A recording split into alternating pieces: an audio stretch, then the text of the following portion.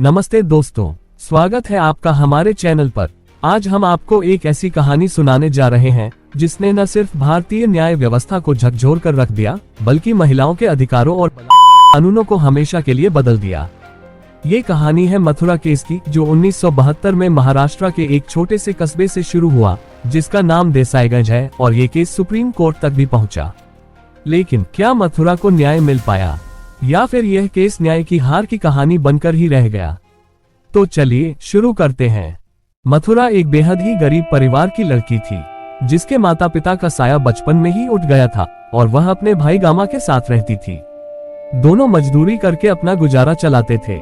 मथुरा नंशी नाम की एक महिला के घर काम करती थी। वहीं उसकी मुलाकात नंशी के भांजे अशोक से होती है, जो मथुरा के बचपन के सूनेपन को खत्म करने की कोशिश कर रहा होता है। धीरे धीरे उन दोनों की दोस्ती होती है और उन दोनों की दोस्ती प्यार में बदल जाती है। वे एक दूसरे से प्यार करने लगते हैं और वे दोनों शादी करने का फैसला करते हैं। लेकिन किसे पता था कि ये प्यार की कहानी एक ऐसे हादसे में बदल जाएगी जिसने पूरे देश को हिलाकर रख दिया। 26 मार्च 1972 की रात मथुरा का भाई गामा एक पुलिस कंप्लेंट दर्ज करवाता है, जिसमें कथित रूप से उसने नुंसी के पति लक्ष्मण और अशोक के खिलाफ यह इल्जाम लगाया कि उन्होंने मथुरा को अगवा कर लिया है। ये सारा मामला हेड कांस्टेबल बाबूराव ने दर्ज किया था। तभी करीबन रात के 9 बजे मथुरा भी पुलिस थाने पहुंच जाती है और मथुरा और अशोक दोनों प्रेमियों का भी बयान उसी वक्त दर्ज करवा लिया जाता है। पुलिस ने सभी के बयान दर्ज किए और उन्हें जाने दिया। लेकिन जैसे ही बाकी लोग पुलिस स्टेशन से निकलने लगे तो 2 पुलिसकर्मी, जिनका नाम हेड कांस्टेबल तुकाराम और कांस्टेबल गणपत है, उन्होंने मथुरा को रोक लिया।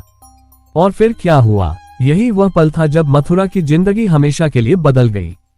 गणपत ने मथुरा को पुलिस स्टेशन के ही वॉशरूम में पीछे ले जाकर उसके साथ दरिंदगी की। मथुरा ने विरोध किया, लेकिन गणपत ने उसकी एक न सुनी। जब गणपत चला गया तो तुकाराम ने मथुरा के निजी अंगों को छुआ।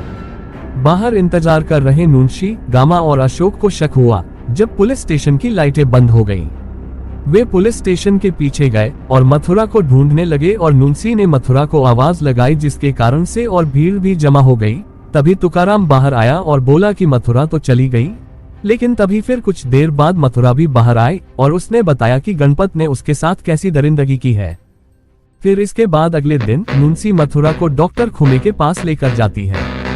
डॉक्टर ने उसकी जांच की, लेकिन उसके शरीर पर कोई चोट के निशान नहीं थे। हालांकि उसके कपड़ों और गणपत के पजामे पर सीमन के निशान पाए गए। डॉक्टर ने मथुरा की उम्र 14 से 16 साल के बीच की बताई और डॉक्टर ने उन्हें सलाह दिया कि मथुरा के साथ पुलिस स्टेशन देसाईगंज में एक पुलिस कांस्टेबल और एक हेड कांस्टेबल के द्वारा किया गया था और उन्हें इसकी शिकायत पुलिस स्टेशन जाकर करवानी चाहिए। तब तक हेड कांस्टेबल बाबूराव थाने से वापस अपने घर जा चुका था।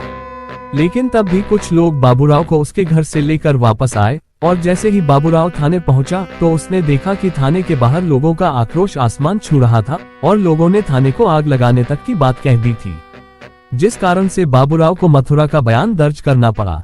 लेकिन क्या ये सबूत मथुरा को न्याय दिला पाए या नहीं? चलिए आगे देखते हैं। फिर ये मामला सेशंस कोर्ट पहुंचता है, जहां पर सेशंस जज ने मामले की सुनवाई की। उन्होंने कहा कि मथुरा की उम्र 16 साल से कम होने का कोई सबूत नहीं है। उन्होंने ये भी कहा कि मथुरा का बयान झूठ से भरा हुआ है और उस पर विश्वास नहीं किया जा सकता।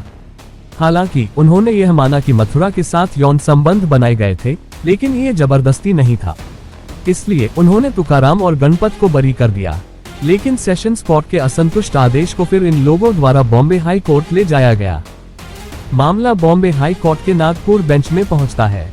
हाई कोर्ट ने सेशंस कोर्ट के फैसले को पलट दिया। हाई कोर्ट ने कहा कि मथुरा के साथ जबरदस्ती की गई थी और ये बलात्कार का मामला है। हाई कोर्ट ने गणपत को बलात्कार के आरोप में 5 साल की सजा सुनाई और तुकाराम को यौन उत्पीड़न के आरोप में 1 साल की सजा दी। लेकिन क्या यह फैसला अंतिम था? बिल्कुल भी नहीं। ये मामला यहाँ खत्म होने वाला नहीं था। हाई कोर्ट के बाद ये मामला सुप्रीम कोर्ट पहुँचता है और फिर सुप्रीम कोर्ट ने पूरे देश को चौंकाने वाला फैसला सुनाया। सुप्रीम कोर्ट ने हाई कोर्ट के ऑर्डर को पलट दिया। सुप्रीम कोर्ट ने कहा कि मथुरा की सहमति पैसिव सबमिशन यानी कि निष्क्रिय समर्पण नहीं थी, बल्कि वह स्वेच्छा से सहमत हुई थी। कोर्ट ने कहा कि मथुरा के शरीर पर कोई चोट के निशान नहीं थे और उसने कोई भी जोरदार विरोध नहीं किया। इसलिए गणपत को सुप्रीम कोर्ट के द्वारा बलात्कार के आरोप से बरी कर दिया गया। और तुकाराम के खिलाफ भी कोई सबूत नहीं मिले, इसलिए उसे भी बरी कर दिया गया। मथुरा केस ने पूरे देश को चौंका कर रख दिया था। इस मामले ने कानूनों में बड़े बदलाव की मांग को जन्म दिया, जिस कारण से मथुरा केस के बाद 1983 में भारत में कानूनों में बड़े बदलाव किए गए।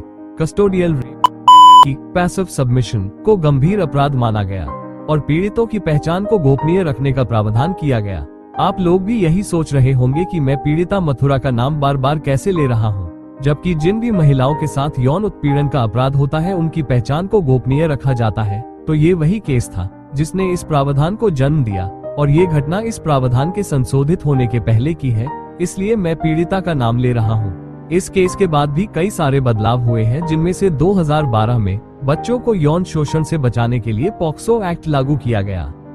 मथुरा केस ने दिखाया कि न्याय की लड़ाई लंबी और कठिन हो सकती है, लेकिन इसे जारी रखना जरूरी है। लेकिन क्या मथुरा को न्याय मिल पाया? नहीं, ये केस न्याय की हार की कहानी बनकर रह गया।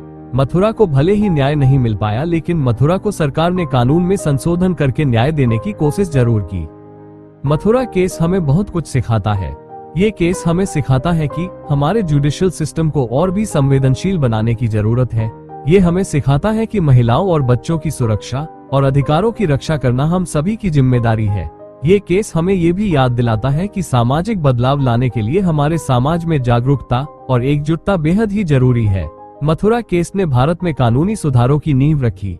ये केस हमें और भी सिखाता है कि अगर हम एकजुट होकर लड़ें तो बदलाव लाना संभव है। न्याय की लड़ाई में हार नहीं माननी चाहिए, चाहे रास्ता कितना भी कठिन क्यों न हो। दोस्तों, मथुरा केस हमें ये सोचने पर मजबूर करता है कि क्या सचमुच हमारी न्याय प्रणाली उन लोगों को न्याय दिला सकती है जो समाज के कमजोर वर्ग से आते हैं। अगर आपको लगता है कि आज भी हमारे समाज में न्याय की कमी है, तो इस वीडियो को शेयर करें और कमेंट में बताएं कि आपको क्या लगता है। हमें उम्मीद है कि मथुरा जैसे मामले फिर कभी ना हो। हमारे चैनल को सब्सक्राइब करें और बेल आइकॉन को दबाना न भूलें। फिर मिलते हैं ऐसे ही किसी अगली वीडियो के साथ। तब तक के लिए मैं आप लोगों से विदा लेता हूँ। आप लोगों का बहुत बहुत धन्यवाद।